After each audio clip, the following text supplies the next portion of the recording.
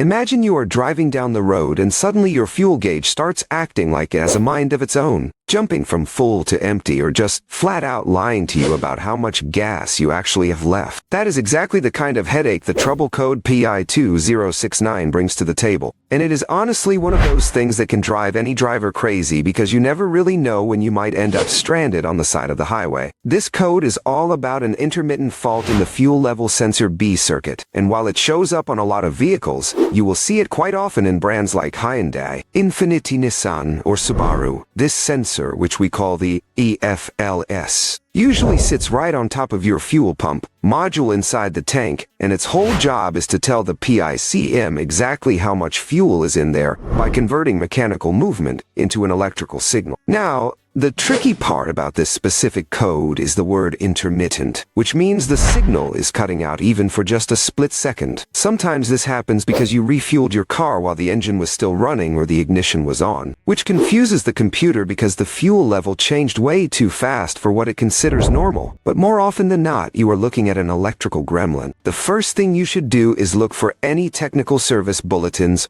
or TSBs for your specific model, because sometimes the manufacturer just needs to update the PICM software to fix a glitch. If that is not it, you need to get under there and find that sensor connector. These things live in a rough environment, so corrosion is your biggest enemy. Pull the plug apart and look for that greenish tint or any burnt pins. Give it a good blast with some electrical contact cleaner and use a plastic brush to get those terminals shiny again before applying some dielectric grease. If the code stays away, you just saved yourself a lot of money. If it comes back, grab your device OAM and check the signal wire with the key on. You should be seeing either 5 volts or 12 volts depending on your car. Give the wiring harness a good wiggle while you are watching the meter to see if the voltage jumps. If the voltage is steady but the gauge is still wrong, you might have a mechanical issue where the float arm is sticking inside the tank or the sensor itself has a dead spot. It is a bit of work to get to, but catching this early means you won't be guessing how many miles you have left until your next fill up.